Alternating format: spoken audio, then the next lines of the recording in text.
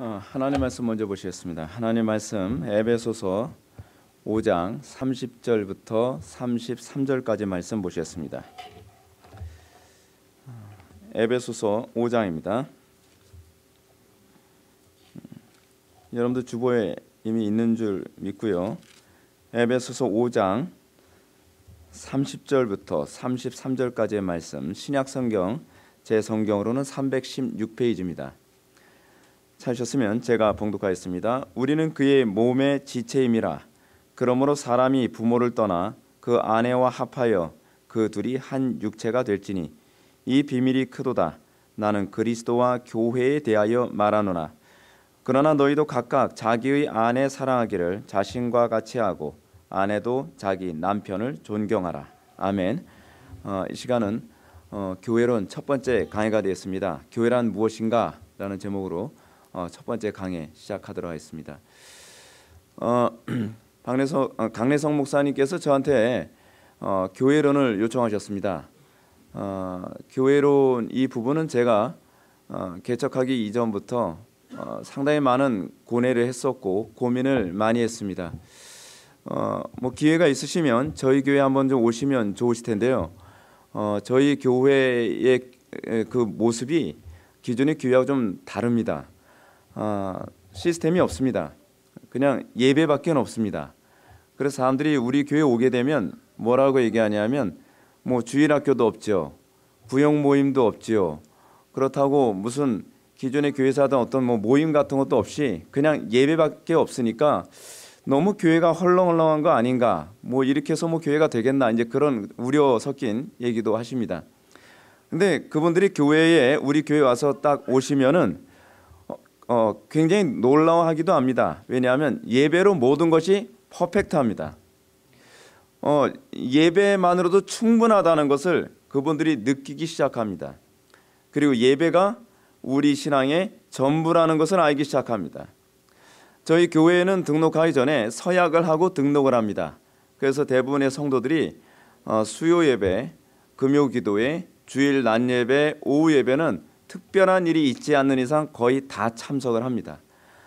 그래서 어떤 분들은 수요 예배만 참석하고 나서 이런 얘기도 합니다. 이 교회는 수요 예배가 이 정도니까 주일 예배 때는 한 몇백 명 되나 보다, 엄청 많은가 보다, 그렇게 생각을 합니다. 근데 사실은 그냥 모든 공적 예배에 사람들이 그렇게 참석을 합니다. 그렇게 약속을 하고요. 그리고 받습니다. 그 이유가 뭐냐면 저는 한국 교회의 기준이 예전처럼 다시 돌아오길 바라기 때문에 그렇습니다.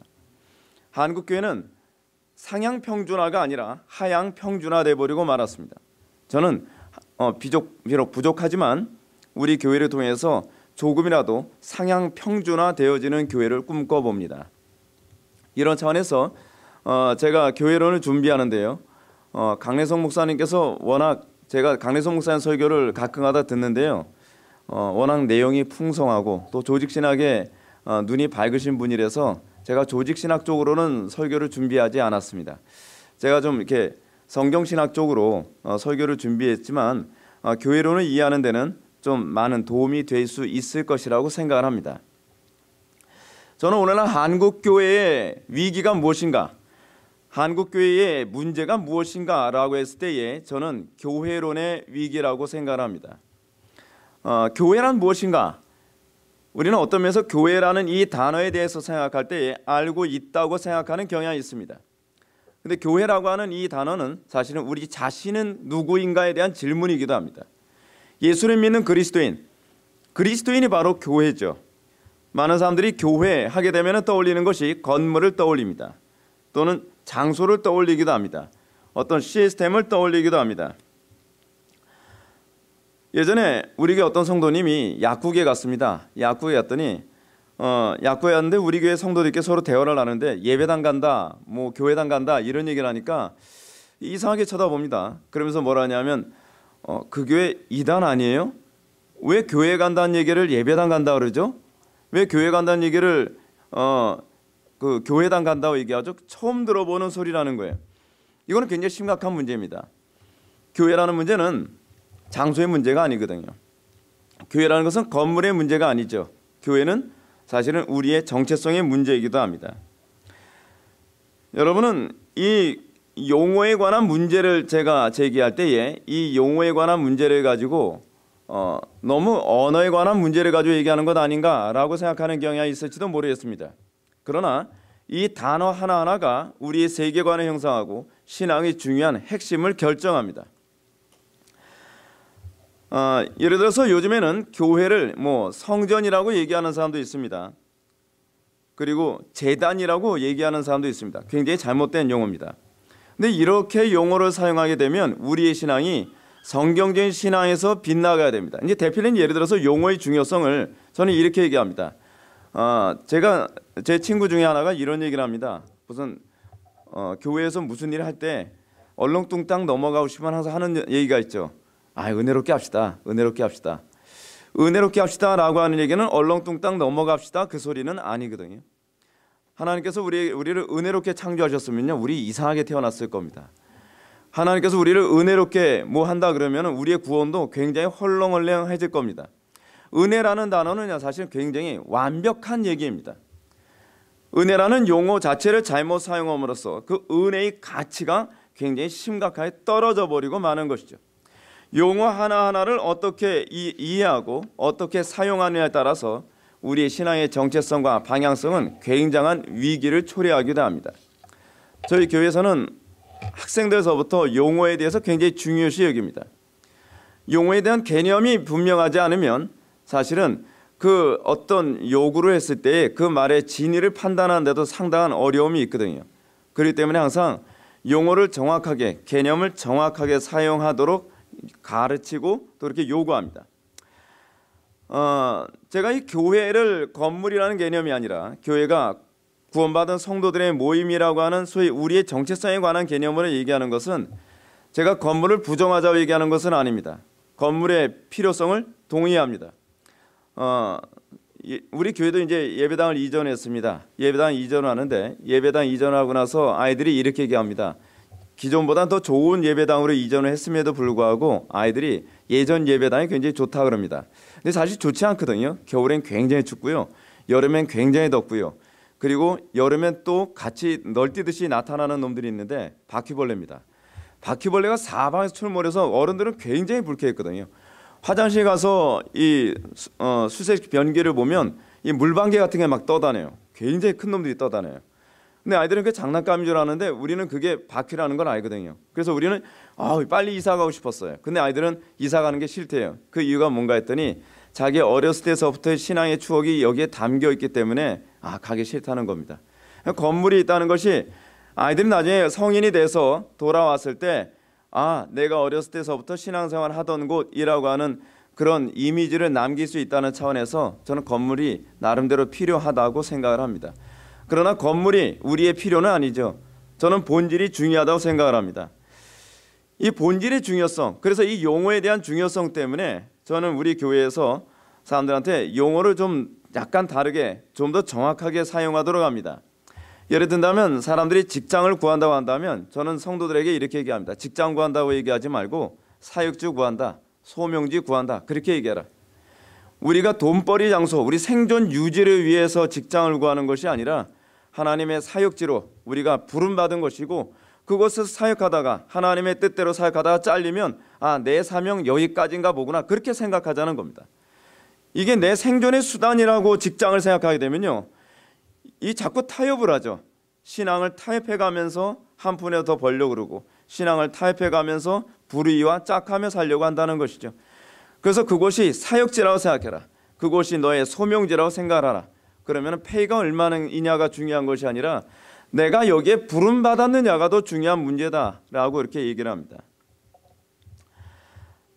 자, 그러면 우리는 이제 이 질문을 한번 던져봅시다. 성경은 교회를 과연 무엇이라고 가르치고 있는가? 이 부분에 관해서 한번 우리 이제 고민해 봐야만 합니다. 사도 바울은 오늘 본문 30절에서 아주 놀라운 표현을 우리들에게 선사하고 있습니다. 우리는 그의 몸의 지체임이라. 사도 바울은 교회를 그리스도의 지체, 그리스도의 몸의 한 부분이라고 얘기하고 있습니다. 다시 얘기한다면 교회란 그리스도의 몸을 구성하는 실체라는 겁니다. 여러분, 우리는 그리스도의 몸의 실체입니다. 그리스도의 몸의 실체가 우리라고 한다면 정작 거룩해야 될 것은 건물이 아닙니다. 정작 거룩해야 될 것은 우리입니다. 제가 왜 용어가 그토록 중요하다고 생각하냐 하면 사람들은 자꾸 이런 얘기를 합니다. 가톨릭적 마인드가 많아서 이걸 성물이라고 얘기하죠. 이걸 성물이라고 생각합니다. 그래서 이거 그 강대상 닦을 때는 어떻습니까? 옛날에 우리 어머니 세대 분들은 강대상 닦을 때 굉장히 경건한 마음으로 강대상 위에 올라왔습니다. 여기 지성소라고 생각하셨죠. 그렇죠? 그래서 목욕 제기하고 그리고 여자들은 그 달거리 하는 날에는 내가 몸이 이러니 다른 사람이 좀 닦아달라고 우리 부탁을 하고요.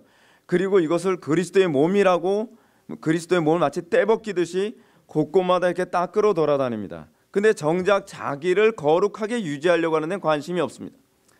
굉장히 혈기도 많이 부리고 불법도 많이 행하고 거짓말도 잘하고 교회에 문제를 일으키면서도 건물은 거룩하다고 생각을 하는데 나의 삶, 나의 모습에서 거룩을 찾는 데는 별로 관심이 없죠.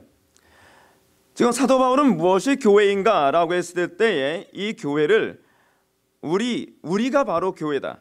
즉 그리스도의 몸을 구성하는 실체로서 성도들 한 명 한 명이 바로 교회이고 우리가 바로 그리스도의 거룩함에 참여한 존재라는 것을 우리에게 제시하고 있습니다.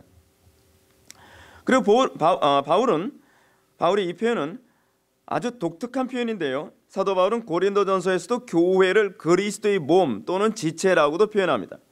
몸은 하나인데 많은 지체가 있고 몸에 지체가 많으나 한 몸인과 같이 그리스도도 그러하니라. 고린도전서 12장 12절의 말씀입니다.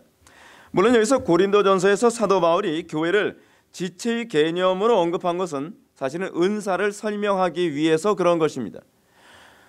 그러므로 바울은 고린도 교회에게 말하기를 몸은 한 지체뿐만 아니요 여럿이니 만일 발이 이르되 나는 손이 아니니 몸에 붙지 아니하였다 할지라도 이로써 몸에 붙지 아니한 것이 아니요 또 귀가 이르되 나는 눈이 아니니 몸에 붙지 아니하였다 할지라도 이로써 몸에 붙지 아니한 것이 아니니 만일 온 몸이 눈이면 듣는 곳은 어디며 온 몸이 듣는 곳이면 냄새 맡는 곳은 어디냐. 그러나 이제 하나님이 그 원하시는 대로 지체를 각각 몸에 두셨으니 만일 다 한 지체뿐이면 몸은 어디냐. 이제 지체는 많으나 몸은 하나니라 라고 했습니다. 사도 바울이 고린도 교회에게 혼란을 가져다 준 이 은사를 설명하기 위해서 지체 개념을 사용했기 때문에 가빈신학교의 그 박혜훈 교수는 은사를 성령론으로 보는 것보다는 교회론으로 보는 것이 더 옳다, 타당하다라고 그렇게 얘기합니다. 그러니까 교회 안에 성도님들 각자의 은사가 있는데요. 그 각자의 은사는 그리스도의 몸을 세우기 위해 필요한 것이라는 것이죠. 뭐 많은 사람들이 이렇게 생각하지 않습니까? 모든 사람들이 다 가르치는 사람이었으면 좋겠고 다 앞에 나와서 이렇게 찬양도 하고 좋고 뭐 이러면 좋겠죠. 근데 여러분 우리 그리스도인들 한 명 한 명에 관해서 사도 바울은 뭐라고 얘기하냐면 하나님의 영광을 나타내기 위해 구석구석을 차지하는 존재라고 얘기하고 있습니다.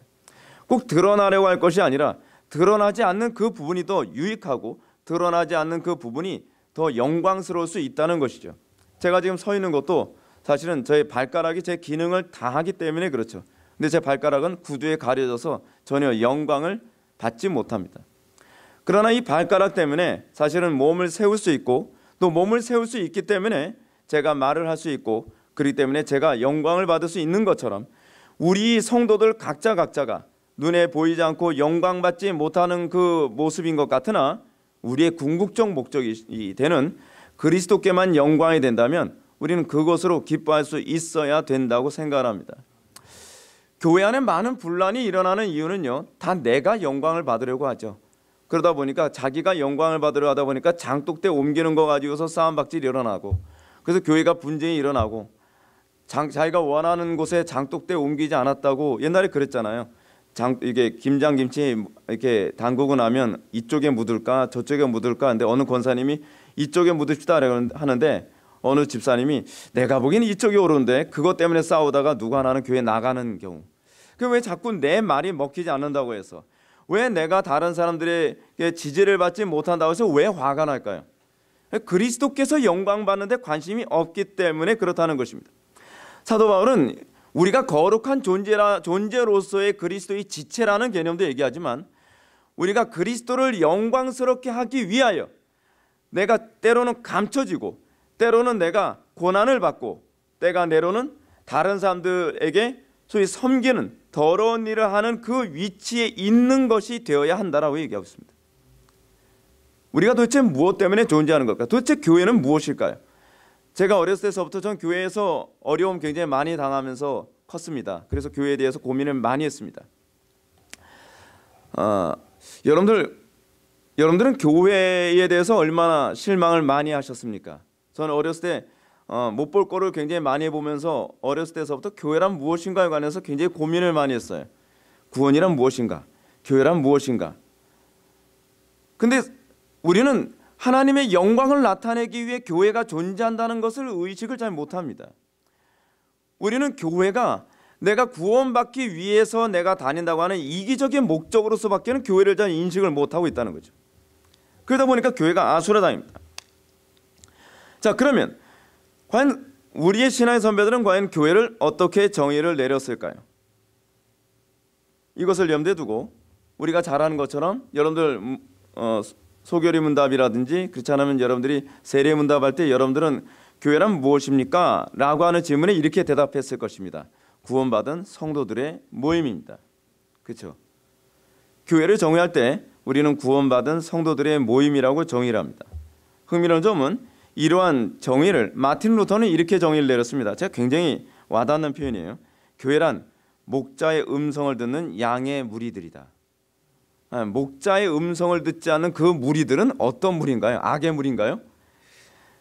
루터의 이런 주장은 참된 교회의 특징을 하나님의 말씀에 귀를 기울이는 사람들의 모임이라고 규정하고 있습니다.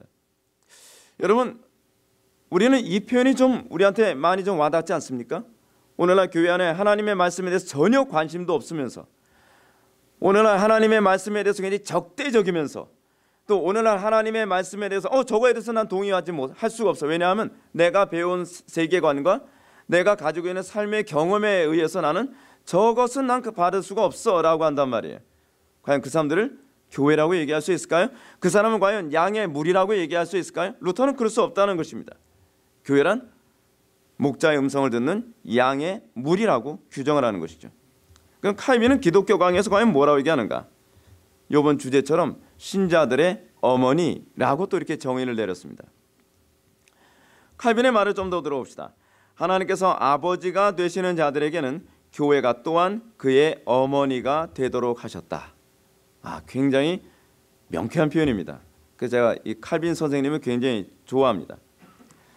이 말은 교회가 그리스도 안에서 구원받고 양육되고 보호받고 훈련되는 모임이라는 사실을 잘 말해줍니다. 오늘날 사람들은 교회를 어떻게 이해하고 있습니까? 교회가 여러분 구원받고 양육되고 보호받고 훈련되는 곳이라는 의식이 있나요? 마치 교회가 구원을 주는 것처럼 생각을 하고요. 마치 교회는 우리에게 서비스를 제공하는 무슨 이상한 단체처럼 생각을 하죠. 제가 부교육자 생활할 때 굉장히 견디기 힘들었던 것이 하나 있었습니다. 담임 목사님이 이렇게 얘기합니다. 절대로 성도들한테 교리 가르치지 마라. 그리고 교육자는 성도들에게 서비스를 제공하기 위해서 존재한다. 그래서 제가 속으로 이런 생각을 했습니다. 그러면 왜 우리를 불렀어? 신학 안 배운 사람 세우지. 그렇지 않습니까? 근데 그걸 요구하는 거예요. 저는 교회가 교인들을 위한 서비스 센터라고 생각하지 않습니다. 그래서 제가 약간 반작용일지 모르지만 저는 개척을 하면서 차량 운행을 안 합니다. 차량 운행을 안 하면은 난 불편해서 못 오겠다. 그러면 저는 목자의 음성을 듣는 양의 무리라고 생각을 하지 않습니다. 불편한 걸 극복을 못하면서 그걸 어떻게 신자라고 얘기할 수 있습니까? 제가 어렸을 때는 한 1km 정도 되는 거리도요, 눈이 푹푹 빠져도 걸어서 다녔어요. 말씀 사모했어요. 근데 요즘에는 웬만한 거리대도 걸어서 못 오겠다는 겁니다. 왜요? 추워서요. 또는 너무 더워서요. 아니 대중교통이 있지 않습니까? 한국은 여러분 버스 굉장히 발달했다네요. 버스 전철 굉장히 발달했는데 복잡하고 힘들어서 못 오겠다는 거예요. 그러면 가까운 교회 다니라고 아주 정중하게 권면을 합니다. 그게 무슨 신앙이에요? 예. 그래서 그런지 몰라도 저희 교회 성도들은 집이 다 멉니다. 물론 여기 교회 성도들하고는 비교가 안 되겠지만 전라도에서 오는 청년이 하나 있고요. 또 파주에서 오는 그 부부가 있고요.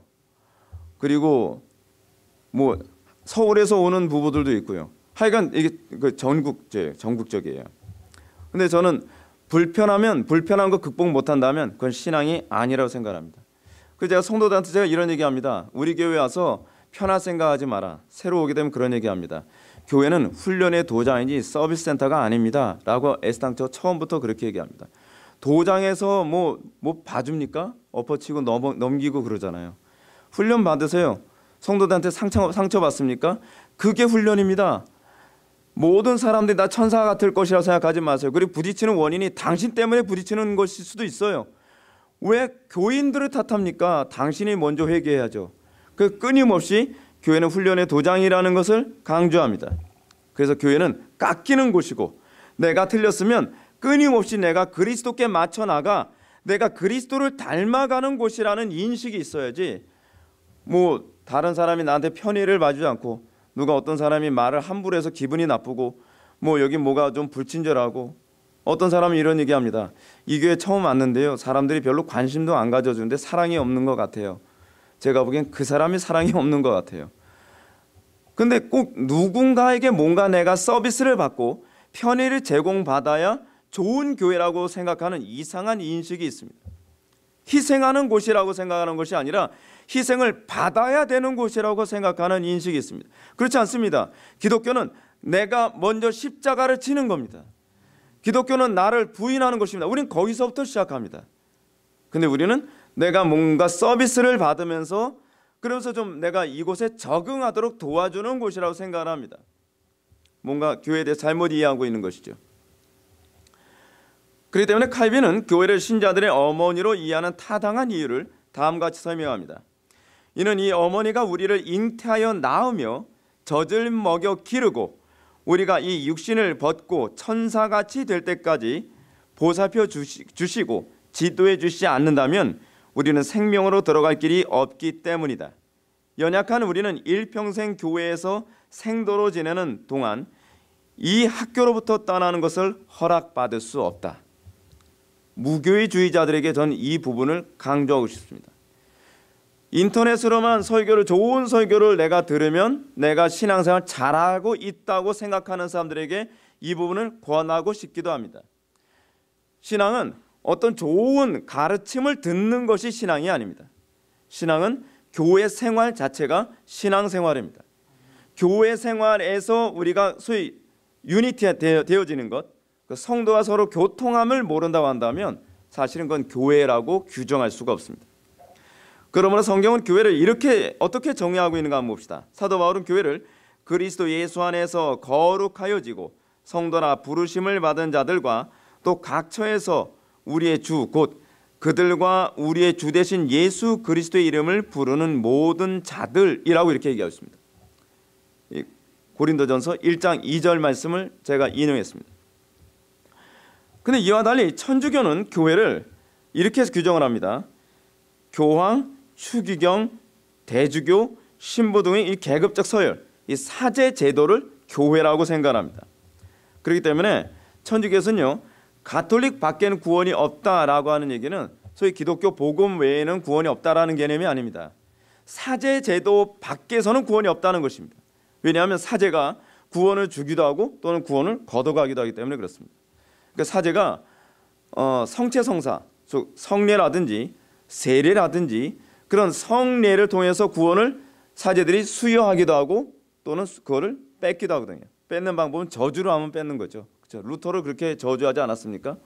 저주를 함으로써 구원을 뺏기도 해요. 그래서 그 사람들은 교회 밖에는 구원이 없다라고 생각합니다. 사제 제도의 구원 여부를 얘기하고 있는 것이죠. 이는 가톨릭의 사제가 구원을 주기도 하고 구원을 빼앗을 수도 있기 때문에 그들은 소위 교회의 구원의 주체를 그리스도라고 보기보다는 그들 자체라고 보는 것입니다. 따라서 교회론은 어떻게 이해하느냐에 따라서 이 교회론과 관련하여 이 교회가 이단으로 갈 수도 있고 그리고 이상해지기도 합니다. 그래서 저는 한국 교회의 가장 심각한 문제를 뭐라고 보냐 하면 교회가 뭔지 자체를 모른다는 게 문제라고 저는 생각을 합니다. 그래서 사람들 많이 모이면 수천 명, 수만 명 모이면 마치 교회가 잘 되는 것이고 별로 안 모이면 교회가 안 되는 것이라고 생각을 하고 교회에 좀 사회적인 권력과 힘 있는 사람들이 모이면 잘 돼가는 교회고 좀 초라하고 못나고 좀 못 배운 사람들이 모이면 좀 잘 안 돼가고 있는 것 같고 이게 교회가 뭔지를 모르니까 자꾸 이런 식으로 교회를 평가하고 교회가 좋은 교회다, 나쁜 교회다라는 얘기를 이런 식으로 하는 것이죠. 그러니까 오늘날 한국 교회가 자꾸 어려움에 처하는 이유, 그래서 세상 사람들이 자꾸 교회를 손가락질하는 이유는 교회에 대한 정의가 너무 불투명하기 때문에 그렇다고 저는 생각합니다. 교회론은 이렇게 본질적인 관점에서 이해하는 것이 이토록 중요함에도 불구하고 한국 교회는 교회론을 더 이상 그리스도의 몸이나 구원받은 성도들의 모임, 신자들의 어머니 혹은 그리스도의 이름을 부름으로 예수 안에서 거룩하여진 존재라는 개념이 없습니다. 교회라고 부르기도 아주 부끄러운 사람들이 너무 많죠. 너무 많아요. 근데 그렇게 해서 대량 생산되어지면서 한 세대가 바뀌고 한 세대가 바뀌고 한 세대가 바뀌면서 점점 교회의 정체성이 더 혼란스러워지고 교회가 사악해져 가는 것입니다. 이게 도대체 뭐 하는 곳인지 알기가 어렵죠.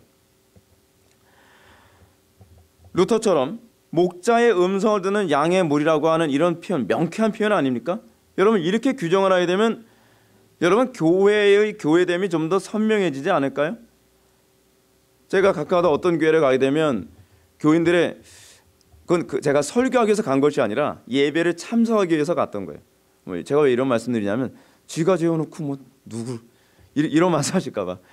근데 목사님이 설교를 하시는데 제가 쭉 둘러보면 한 7, 80%가 관심이 없어요. 딴짓 하든지 잠을 자든지 그런단 말이에요. 그럼 그걸 과연 교회라고 얘기할 수 있겠는가? 아니 그리스도에게 관심도 없는 사람들이 모였는데 그걸 어떻게 교회라고 얘기할 수 있냔 말이에요. 오늘날 교회는 단지 세상 속에 있는 종교적 시스템 정도로 이해되어집니다. 건물로 이해되거나 기껏해야 느슨한 기준으로 예배당에 출석하는 무리 정도요? 뭐 이 정도로 교회를 이해하죠. 아니 좀 더 심한 경우엔 은연중에 교회를 가톨릭적으로 이해하는 그런 사람들도 상당히 많이 있습니다. 그리고 무교회주의도 상당히 많이 있습니다. 구원받았으면 교회라며. 그러니까 나는 예배당 출석 안 하고 요즘 목사다운 목사가 없더라고. 설교다운 설교가 별로 없어. 그래서 내가 인터넷에서 좋은 설교 들으면서 이거로 나 혼자 예배 들으면 되는 거 아니야? 아니죠. 그건 교회가 아니죠. 교회는 모이기를 기뻐합니다. 교회는 성도의 교통하심에 저희 교회는 그걸 굉장히 중요시 여기거든요. 저희 교회에서 굉장히 중요시 여기는 하나의 신앙 고백이 있는데요. 성도가 서로 교통하심을 믿사오며 라는 교리를 우리는 믿습니다. 이 교리도 교회 안에서 거의 많이 죽어버렸습니다. 성도가 교통하지 않아도 그것을 신앙이라고 생각하는 것은 심각한 문제가 있는 것이죠. 오늘날 이 교회가요, 신자들이 영적으로 탄생하고 젖과 단단한 음식으로 양육되며 훈련되고 보살핌을 받는 어머니와 같은 존재라는 인식이 별로 없습니다. 마치 취미를 위한 모임처럼 여기고요. 가입과 탈퇴가 자유롭고 정기적으로 좋은 가르침을, 좋은 교훈을 듣는 그런 곳. 교회 가면 마음이 편하더라고요. 교회에 오셔서 마음이 편하시면 안 됩니다. 마음이 불편하셔야만 합니다. 제가 다른 교회에서 이제 요청을 받아서 설교를 이제 하는데요. 재미있는 게 그거예요. 제가 처음에 이제 설교를 쭉 하니까 제가 좀 논리적으로 얘기를 하니까 타당성 있고 좋은 설교를 듣는 것 같으니까 처음엔 너무 좋아요. 너무 좋아요. 그러다 설교 조금 더 들으면 표정이 약간 굳어져요. 그래서 좀 더 시간이 가면 이래요. 그러다 시간이 언제 가면 나중에 이래요. 나갈 때는 인사도 안 해요. 여러분, 교회는요, 마음 편하려고 오는 곳이 아닙니다. 그 교만한 심령이 상해져서 그리스도를 붙잡지 않고서는 견딜 수 없는 그 겸손한 마음으로 깨어질 때까지 충분하게 그 심령은 다룸을 받아야 되는 곳이 바로 교회이고 예배의 현장입니다. 근데 우리는 그 예배 현장에서 너무 마음이 편해지고, 그래, 저 설교에 저 목사가 나를 옳다고 얘기해주고 저 목사가 나를 의롭다라고 얘기해주길 바라는 장소라고 생각한단 말이에요. 그렇지 않습니다. 그렇지 않습니다. 오늘날 우리는요, 기독교가 역사에서 교훈을 얻어야 된다고 좀 말씀드리고 싶습니다. 기독교인이 되는 기준이 그렇게 모호하게 될 때 교회는 세상 속에 침투하는 소금 또는 빛이라는 개념이 사실은 없어지게 됩니다. 기독교 역사를 보면 교회가 기독교인의 기준을 모호하고 간편하게 할 때에 세상이 교회에 침투해서 교회를 세상으로 만들게 됐다는 사실을 기억해야만 합니다. 저는 개인적으로 그렇게 생각합니다. 교회 문턱은 높여야 된다고 생각합니다. 그리고 되도록이면 세상이 교회에 침투하지 못하도록 할 수 있는 모든 방어막을 짜야 된다고 생각합니다. 그럼 이런 얘기합니다. 목사님, 전도는 어떻게 하라고요? 그건 제가 좀 이따 말씀드리겠습니다. 전도를 하라고 해서 처음부터 교회 문턱을 낮추라고 가르친 구조는 없습니다. 적어도 우리 장로교는 예정론을 믿습니다. 교회 문턱 아무리 높여도요, 택함 받은 성도는 들어오게 되어 있습니다. 제가 한 가지 이거 말씀드릴까요? 박해만큼 여러분 교회 문턱 높은 데가 어디 있었나요? 예수 믿으면 죽인대요. 예수 믿으면 재산을 뺏는데요. 예수 믿으면 명예를 뺏는데요. 예수 믿으면 가족을 뺏는데요. 여러분, 근데 그럴 때 교회가 가장 부흥했다는 거 알고 계십니까? 그때 오히려 전도가 더 잘 됐다는 거 알고 계십니까? 지금도 여러분 북한에서 많은 사람들이 예수를 믿습니다. 교회 문턱이 넓어서 교회 안에 들어올까요? 그렇지 않아요. 박해가 있을 때 교회 오는 사람들은 교회 오는 목표가 분명합니다. 그들은 예수 때문에 옵니다. 그들은 생명 걸고 예수를 찾기 위해서 옵니다. 그런데 교회 문턱을 낮추면 그들이 교회 오는 이유가 그리스도께 있지 않습니다. 저는 제가 왜 교회의 문턱을 높여야 된다고 생각을 하냐 하면 교회의 문턱을 높일 때에 진정으로 그리스도를 원하는 사람들만 교회에 올 수 있기 때문에 그렇습니다. 우리는 간혹가다 이렇게 생각합니다. 목사님, 더 많은 사람들이 구원받아야 되잖아요. 누구 마음대로요? 아니, 저도 더 많은 사람 구원하고 싶어요. 근데 더 많은 사람 구원하는 건 제 소관이 아니거든요. 하나님하고 저하고 자리를 바꾸면 모를까? 그렇죠? 구원은 하나님의 소관이에요. 우리는 때를 얻든지 못 얻든지 복음을 증거하죠. 때를 얻든지 못 얻든지 복음을 증거하라고 해서 교회의 문턱을 낮추라는 말은 아니었어요. 근데 우리는 이걸 착각을 해요. 교회 문턱을 낮춰야 더 많은 사람들을 천국에 보낼 수 있다고 생각을 해요. 아닙니다. 그것은 성경의 가르침이 아닙니다. 예수님이나 세례 요한도요, 교회 문턱을 낮춰서 물려든 사람들이 아닙니다. 예수님이나 세례 요한은 처음부터 회개하라, 천국이 가까이 왔느니라를 외쳤던 사람이었습니다. 회개요? 간단한 문제 아닙니다. 쉬운 문제 아닙니다. 근데 그토록 높은 기준으로 그들에게 복음을 전했지만 올 사람들은 왔죠. 왜냐하면 그건 하나님의 주권의 문제이기 때문에 그렇습니다. 여러분들이 잘 알고 계신 것처럼 AD 313년에 밀라노 칙령이 있었습니다. 밀라노 칙령, 그러니까 기독교를 로마가 공인해 주는 사건이었습니다. 근데 기독교를 로마가 공인해 주기 전까지는 기독교는 굉장히 파워풀했습니다. 많은 박해와 핍박 때문에 수많은 사람들이 순교를 당하고 수많은 사람들이 괴로움을 당하고 수많은 사람들이 편안하고 안락하게 신앙생활하는 것이 아니라 카타콤이라고 하는 지하에 숨어서 그 시체 썩는 냄새와 함께 예배를 드려야 했던 그 시대가 바로 AD 313년 이전의 기독교의 모습이었습니다. 여러분, 그때 기독교를 믿는 사람들이 별로 없었을까요? 그렇지 않았습니다.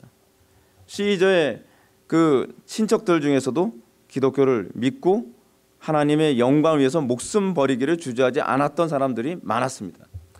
근데 문제는 뭐냐 하면 AD 313년에 밀라노 칙령이 선포되고 나서 소위 이방인들 또는 우상 숭배자들, 태양신을 숭배하거나 달을 숭배하거나 풍요를 숭배했던 그런 사람들이 거의 강제로 개종돼서 교회 안에 침투해 들어오기 시작을 했습니다. 부흥한 건가요? 그게 교회의 문턱을 낮춰서 잘 된 건가요? 저는 AD 313년에 밀라노 칙령으로 인해서 더 많은 사람들이 신앙의 자유를 얻었다고 얘기하지만 아니요, 저는 정반대라고 생각합니다. 오히려 우리는 정말 더 경건하게 신앙생활할 수 있는 그 기회를 놓쳐버린 것이 아닌가 하는 생각이 듭니다. 교회는 더 혼란스러워졌습니다. 목자의 음성을 듣기 싫어하는 사람들이 교회 안에 강제로 들어오기 시작을 했습니다. 교회는 거룩하신 하나님을 섬기는 성전이 아니라 점차 우상 숭배의 전으로 바뀌어지기 시작했습니다. 여신 숭배, 태양신 숭배, 바알 숭배 등이 기독교 신학과 접목되어 이방 종교화 돼버리고 말았습니다. 박해를 당하던 시대에는 교회가 고난에 있었지만 순수했습니다. 그래서 존경을 받았습니다. 그리고 기독교의 생명력도 강력했습니다. 그러나 이렇게 교회 문턱이 낮아지고 나자 기독교는 이방 종교로 전락하고 말았습니다. 그래서 탄생한 종교가 가톨릭입니다. 그래서 로이드 존스 목사님이나 그 상당수의 신학자들은 로마 가톨릭을 이단이라고 보지 않습니다. 이방 종교라고 봅니다. 실제로 로마 가톨릭의 시스템과 그들의 체계는 이방 종교의 체계이고 시스템입니다. 그렇기 때문에 여러분, 이방 종교화된 그 기독교, 저는 기독교라고 보지 않지만 편의상 그렇게 말씀드릴게요. 그렇게 이방 종교화된 기독교가 결국 어떤 일을 했습니까? 그들이 바른 기독교 신앙생활에 유익을 줬나요? 그렇지 않았습니다. 그들은 외적으로는 기독교를 표방하면서 내적으로는 참된 기독교를 정죄하고 박멸하는 데 앞장을 섰습니다. 잔인하게 박멸했죠. 그들은 성경으로 돌아가자고 외쳤던 얀 후스나 피터 와일더 혹은 윌리엄 틴데이 같은 사람들을 따르는 그들과 다른 사람들을 화형에 처하고 끔찍하게 죽였습니다. 그 기독교라는 이름 하에서 자행됐던 일입니다. 어떻게 이것이 가능하죠? 교회의 문턱을 낮췄을 때 나타나는 현상입니다. 저는 교회 문턱 낮추는 거 별로 좋아하지 않습니다. 가끔가다 우리 교회에서 온 지 얼마 안 된 분들이 이런 얘기합니다. 김 목사님이 좀 교회 문턱을 조금만 낮추면 더 많은 사람들이 이 귀한 복음을 들을 텐데. 전 그렇게 생각 안 합니다.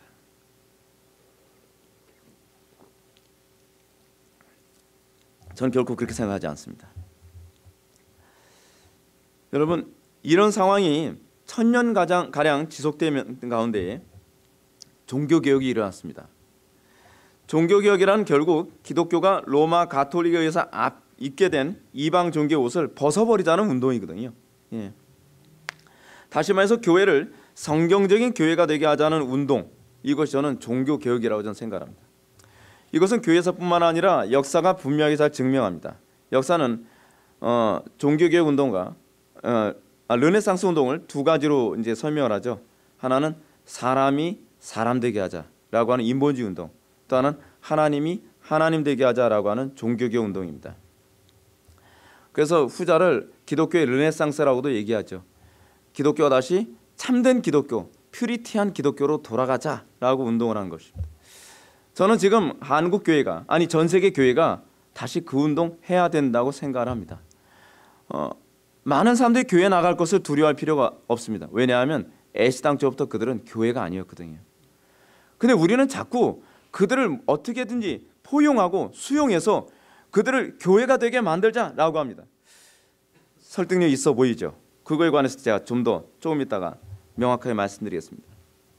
작금의 기독교는 다시 중세 시대로 돌아가려고 하고 있습니다. 이런 조짐이 모든 영역에서 일어나고 있습니다. 한편으로는 신비주의 운동으로, 다른 한편으로는 지성주의 운동으로 일어납니다. 전자는 은사주의 운동으로 나타납니다.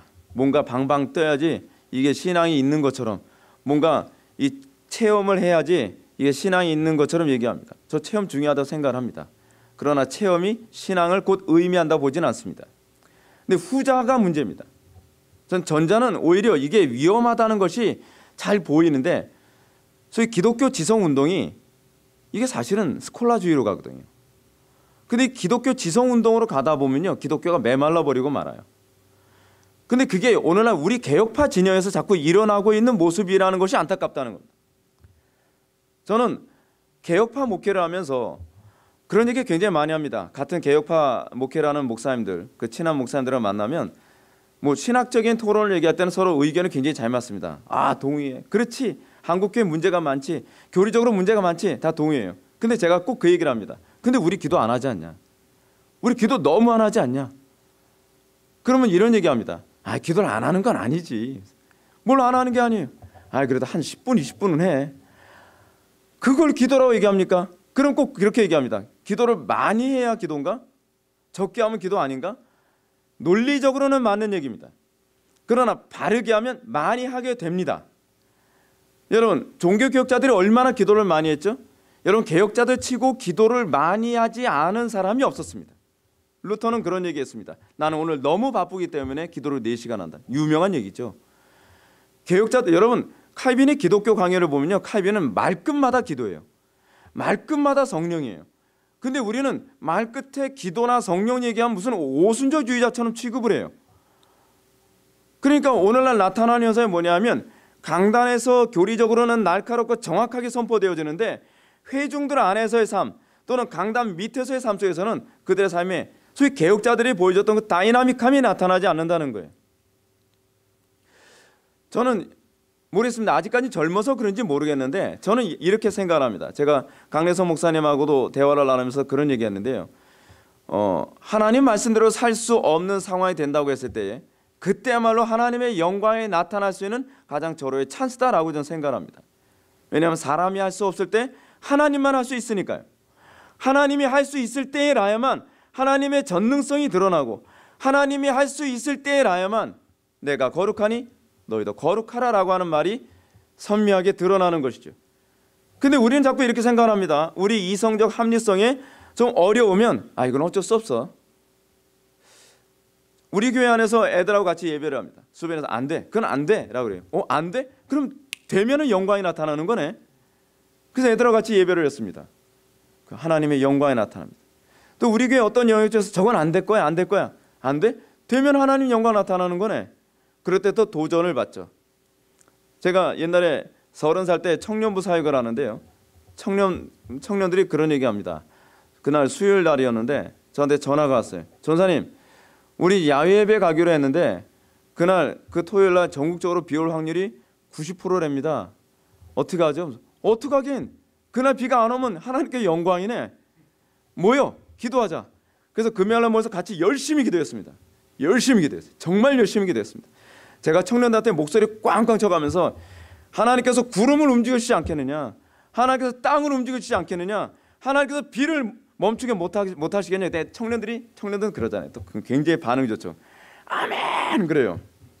그래서 그 다음날 됐습니다. 토요일 날. 그래서 김밥 다 쌌어요. 그래서 다 모였습니다. 그래서 이제 그 대형 버스, 청년들이 한 40명 정도 됐었으니까 40명 정도 태울 수 있는 대형 버스까지 딱 준비했습니다. 비가 왔겠습니까? 안 왔겠습니까? 왔어요. 네. 그러니까 청년들이 저보고 그런 거예요. 전사는 비 안 오기로 돼 있는 거 아닌가요? 그래서 아니 기도는 그렇게 했는데 비가 오는 걸 나보고 어떡하라 그래? 그래서 근데 비가 오잖아요. 그 기도 안 되면 안 되는 거잖아요. 야 기도했잖아. 일단 타자. 그래서 버스에다 태웠습니다. 딱 태우고 문을 딱 닫으니까 비가 딱 그치는 거예요. 그러니까 청년들이 밖에서 손 내면서 와 그러는 거예요. 거기에 영광이 나타나는 거죠. 저는 제가 성경을 읽을 때 가장 가슴에 와닿는 것이 뭐냐면 사람은 할 수 없을 때 하나님은 할 수 있느니라. 인간의 전적 무능교리죠. 그렇죠? 전적 무능교리가 의미하는 바가 뭐죠? 구원만 얘기하는 걸까요? 우리는 전적으로 무능합니다. Total inability. 그렇잖아요. 우리의 무능이 하나님의 전능하심을 선명하게 드러내죠. 우리의 악함이 하나님의 그 선하심을 더 선명히 드러내죠. 내가 거룩할 수 없고 내가 선할 수 없다는 자각이 있을 때 비로소 그리스도를 붙잡고 그리스도를 붙잡음으로써 그 죄가 점령당할 때에 하나님만의 영광스러운 존재라는 것을 우리가 인정하고 고백할 수 있게 되는 것이죠. 근데 우리는 우리 이성이나 우리의 경험상 되는 것만 되어야 이것이 신앙일 거라고 생각한다면 도대체 우리 개혁교회에서 기도는 왜 필요한 겁니까? 그렇잖아요. 저는 오늘날 우리 개혁교회가 다시 이 기도의 야성으로 돌아가야 된다고 저는 생각합니다. 신앙은요, 기도만도 아니고요, 말씀만도 아닙니다. 기도와 말씀이라고 생각합니다. 이건 동전의 앞뒤면과 같습니다. 기도를 영혼의 호흡이라고 청교도들은 얘기합니다. 그리고 말씀을 양식이라고 얘기합니다. 여러분, 기도 안 하고 양식만 많이 먹으면 호흡이 되나요? 또는 양식 안 먹고 호흡만 열심히 하면 여러분 오래 사나요? 둘 다 불가능한 거거든요. 근데 우리는 놀랍게도 한쪽만을 가지고서 우리의 영혼이 유지될 수 있을 것이라고 우겨댑니다. 우길 걸 우겨야죠. 그렇지 않습니까? 정말 하나님의 영광을 위한 것이라면 기도가 부족하면 더 많이 하려고 해야 되겠죠. 말씀이 부족하면 우리는 더 말씀을 많이 알려고 해야 되겠죠. 왜요? 우린 편하려고 예수 믿은 사람 아닙니다. 하나님 영광 드러내려고 예수 믿는 거거든요. 근데 기도 얘기하면 불편하고 말씀 얘기하면 불편하거든요. 어느 한쪽 진영이. 특히 저는 제가 이제 최근에 철학 공부를 하는데 철학에서 토미즘, 소위 토마스 아퀴나스주의를 제가 보니까 토마스 아퀴나스는 이렇게 생각했다. 로마 가톨릭은 그렇습니다. 이성적으로 설득을 해서 사람들을 구원시킬 수 있다고 봤던 것이 바로 토마스 아퀴나스주의거든요. 근데 애석하게도 우리 개혁교회가 자꾸 이성적으로 설득을 해서 누군가를 구원할 수 있을 것을 자꾸 착각을 하는 것 같아요. 저는요, 구원은 그렇게 일어난다고 생각하지 않습니다. 구원은요, 박살이 나야 되는 거라고 생각합니다. 목사님, 기분 좋게 설득해서 구원할 수 있는 방법 없나요? 없어요. 기분 좋게 죽는 방법은요, 없어요. 죽을 때 괴로워요. 신앙은요, 설득이 아닙니다. 설득적 요소가 있는 거죠. 근데 설득이 그 사람을 구원할 수 없습니다. 신앙은요, 죽는 거예요. 아프게 죽어야 돼요. 그래서 굉장히 고통스럽죠. 굉장히 고통스러워요. 그렇게 아프게 고통을 받고 난 다음에 그가 비로소 새로운 피조물이 되어지는 거거든요. 근데 우리는 그 과정 없이 구원받을 수 있는 것처럼 생각해요. 그럼요, 토비즘으로 가는 거죠. 그럼 가톨릭주의로 가는 겁니다. 좀 자꾸 우리는 세련되게 교양 있게 신앙생활하고 싶어 하지 않습니까?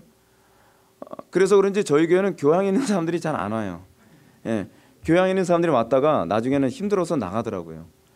교양 있게 세련되게 지성적으로 신앙생활을 할 거라고 생각을 했나 봐요, 우리 교회를요. 근데 우리 교회 딱 와봤더니 아니죠. 너무 힘든 거예요. 너무 힘든 거예요. 근데 말씀대로 살고 싶어하는 사람은 별로 힘들지 않대요. 당연하죠. 그것이 우리의 양식인데요. 그것이 성도의 본분인데요.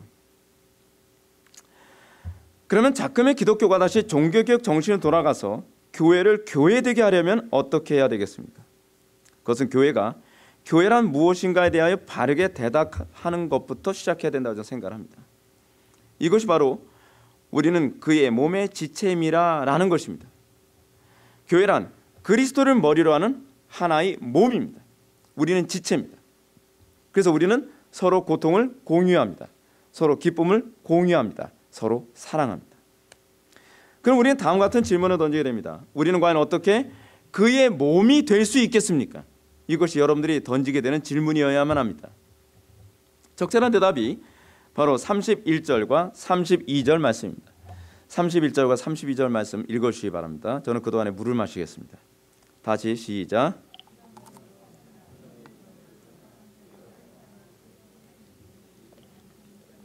예, 제가 읽겠습니다. 예. 그러므로 사람이 부모를 떠나 그 아내와 합하여 그 둘이 한 육체가 될지니 이 비밀이 크도다. 나는 그리스도와 교회에 대하여 말하노라. 사도 바울은 교회가 어떻게 그리스도와 한 몸이 될 수 있는가라고 하는 것을 부부의 연합이라고 하는 이 그림 언어로 우리들에게 얘기해 주고 있습니다. 31절에서 언급된 것처럼 사람이 부모를 떠나 그 아내와 합하여 그 둘이 한 육체가 될지니 라는 말씀에 우리 시선을 먼저 집중해야만 합니다. 여러분, 이것이요 그리스도인이 되는 데서 아주 중요한 요소입니다. 이 말씀은 창세기 2장 24절의 말씀, 그러므로 남자가 부모를 떠나 그 아내와 합하여 둘이 한 몸을 이룰지로다 라고 하는 말씀을 바울이 그대로 인용한 것입니다. 바울은 이 말씀을 가정이라는 관점보다는 교회라는 관점으로 우리들에게 제시하고 있습니다. 다시 말해서 부부라는 것은 그리스도와 교회의 관계를 설명하는 일반 계시로 준 선물이라는 것입니다. 그렇기 때문에 바울은 이 말씀을 인용하면서 덧붙여 말하기를 이 비밀이 크도다. 나는 그리스도와 교회에 대하여 말하노라 라고 덧붙여서 코멘트하고 있습니다. 그렇습니다. 부부란 바로 그리스도와 믿음으로 연합한 교회의 예표입니다. 그렇기 때문에 사단이 자꾸 가정을 무너뜨리라는 것입니다. 오늘은 동성애라고 하는 이 사회적 풍조, 어떻게 하든지 가정을 무너뜨리려고 하는 이런 사회적 풍조는 사실은 그리스도와 교회의 관계를 설명하는 가장 선명한 하나님의 일반 계시를 원천적으로 제거하려고 하는 사단의 술책이 밑바탕에 깔려 있는 것입니다. 저는 교회가 가정을 회복하는 데 많은 에너지를 동원해야 된다고 생각합니다. 왜냐하면 가정은 교회이기 때문에 그렇습니다. 그렇습니다. 부부란 바로 그리스도와 믿음으로 연합된 교회의 예표입니다. 그렇다면 우리가 그리스도와 연합을 이루는 한 몸, 다시 말해서 그의 몸의 지체를 이루는 방식이 과연 무엇이라는 겁니까? 바울은 이렇게 얘기합니다. 먼저 사람이 부모를 떠나는 일이 선제되어야 한다는 것입니다. 굉장히 중요한 문제입니다. 한 몸을 이루기 위해서는 이전에 익숙했던 몸에서 먼저 떨어져 나가는 아픔을 먼저 감수해야만 합니다. 이것이 그리스도인이 되는 것입니다. 우리는 세상이라고 하는 익숙한 몸이 있습니다. 우리는 죄라고 하는 익숙한 몸이 있습니다. 또는 마귀의 자녀라고 하는 익숙한 몸이 있습니다. 우리는 거기서 먼저 떨어져 나오는 것에서 시작해야만 합니다. 근데 우리는 그런 부분이 생략되어 있습니다. 교회의 정체성은 여기서부터 시작됩니다. 흥미로운 점은 사람이 부모를 떠나는 것은 자신이 태어난 본질로부터 떠나는 것입니다. 우리의 부모는 나에게 살을 주고 뼈를 주고 나의 생각을 주고 나의 모든 것을 주셨던 그 본 바탕 아닙니까? 근데 거기서 떠나서 그 아픔을 극복하여 우리는 상대방과 한 몸을 이루어야만 합니다. 이것이 바로 우리의 회심의 성격을 잘 설명해 주고 있습니다. 중생함, 구원받음, 예수 믿기 이전에 우리가 어떻게 그리스도에게로 가는 것인가에 관한 문제를 이 부분이 우리에게 잘 설명해 주고 있습니다. 여러분도 잘 알고 계신 것처럼 우리 몸은 어떤 의지와 아무 관계없이 부모의 살과 피를 그대로 받아 부모로부터 양육을 받으며 자랐습니다. 때문에 부모를 떠난다는 것은 단순히 그 품을 떠나는 것이 아닙니다. 자기 몸이 존재하게 된 근원으로부터 끊어져 나가는 것입니다. 굉장한 아픔이 있죠. 그래서 결혼식장에 보게 되면은 뭐 자매들 막 울잖아요. 물론 형제들은 웃는 경우가 많긴 하지만 그게 사실은 정상적인 거거든요. 근원으로부터 떨어져 나가는 아픔이 있는 거예요. 떨어져 나가는 아픔. 자기 몸이 존재하게 된 근원, 부모로부터 떠난다는 것은 태어날 때부터 익숙한 본성으로부터 떠나는 것입니다. 태어날 때부터 받은 몸으로부터 떠나는 것입니다. 태어날 때부터 익숙했던 부모의 통치와 보호로부터 떠나는 것입니다. 단순히 몸만 떠나는 것이 아니라 몸과 정신 전인격이 부모로부터 떠나 새로운 몸에 연합하는 것입니다. 그게 그리스도인이 되는 거예요. 그게 그리스도인이 되는 거죠. 이것은 부모로부터의 죽음을 선언하는 것과 같습니다. 그리고 이 과정을 통해서 두 남녀는 이전과 다른 몸에 연합하여 한 몸을 이루기 시작을 합니다. 물론 많은 아픔이 있죠. 새롭게 한 몸을 이루려면요. 그리고 새로운 통치 속에서 새로운 가정을 이루게 됩니다. 그리고 그 안에서 두 남녀는 한 몸을 이룬 결과 두 사람의 살과 피를 받은 새로운 생명체가 또 탄생하게 됩니다. 교회 모습 아닌가요? 이렇게 형성된 가정은 자기의 형상을 소유한 자녀를 양육하는 터전이 됩니다. 신자들의 어머니인 교회의 모습은 이렇게 형성됩니다. 저는 교회가 이 가정의 모습을 다시 떠올려야 될 필요성이 있다고 생각합니다. 그 가정 안에서 우리는 세상으로부터 끊어져 나오는 고통을 경험해야만 합니다. 그리고 우리는 한 몸을 이루기 위한 끊임없이 그 통치 아래 굴복하는 법을 배워야만 합니다. 내 생각, 내 경험, 내 습관을 다 굴복하고 그리스도의 법이라고 하는 그 통치 아래서 우리는 새로운 삶을 살아가는 법을 배워야만 합니다. 그것이 교회입니다. 그것이 교회예요. 사랑하는 성도 여러분, 이 비밀이 정말로 크지 않습니까? 부부라는 관계가 그리스도와 교회의 관계를 정말로 명확하게 잘 설명해주고 있지 않습니까? 실제로 예수님의 복음 사역은 이를 잘 보여줍니다. 예수님은 공생의 사역을 시작하면서 가장 먼저 외쳤던 메시지는 회개하라, 천국이 가까이 왔느니라 는 것입니다. 이 메시지는 세례 요한의 메시지이기도 하죠. 세례 요한도 회개하라, 천국이 가까이 왔느니라 라고 얘기합니다. 세례 요한은 오실 신랑을 맞이하라는 입장에서 외친 것이라면 예수님의 메시지는 지금 온 신랑의 입장에서 외치는 메시지라고 할 수 있습니다. 그리스도의 몸이 되는 교회는 부모를 떠나는 일이 우선 되어야 한다는 것입니다. 부모를 떠났습니까? 여러분들이 익숙했던 세상의 철학, 여러분들이 익숙했던 세상의 사고방식, 경험, 그 세상에 익숙했던 라이프 스타일들, 이런 것으로부터 떠났습니까? 우리는 떠나지 않고 예수 믿는 법이 있을 것이라고 생각합니다. 그런 방법 없습니다. 우리가 예수를 믿으려면 우리는 삭개오가 그랬던 것처럼, 삭개오가 여러분 어떻게 그리스도의 몸에 접붙임 바 되었죠? 자기의 일생의 아주 중요한 부분을 잘라내고 그리고 나서 그리스도의 몸에 접붙임 바 되는 삶을 살지 않았습니까? 그게 정석입니다. 간혹가다 어떤 분은 C.S. 루이스를 향해서 이렇게 얘기합니다. 지성적 회심을 한 사람이다. 지성적 회심이라는 거 존재하지 않습니다. 무슨 지성적으로 설득해서 그 사람을 기독교인으로 만들었다고 해서 그 사람을 기독교인이라고 생각하면 곤란합니다. 회심은요, 전인격적입니다. 회심은 자기의 지정의 전 영역이 세상으로부터 떠나는 것이 되어야만 합니다. 근데 C.S. 루이스 같은 사람의 경우에 사실 지적인 영역만 떠난 거거든요. 그러니까 여러분 아시죠? C.S. 루이스는 목사님의 설교 끝나고 예배 끝날 때쯤 돼서 축도하게 되면 그냥 막 나갔다는 거예요. 그래서 붙잡으려고 그러면 난 나가겠다. 나는 축도를 인정할 수 없다면서 막 뛰쳐나가죠. 그 사람 나중에 개종하지 않았습니까? 가톨릭으로요. 왜 그랬을까요? 우연이 아닙니다. 지적인 회심이란 존재하지 않기 때문에 그렇습니다. 회심이란 전인격적으로 다 십자가에 못 박는 것입니다. 그리고 그리스도 안에서 다시 살아나는 작업이 있어야만 합니다.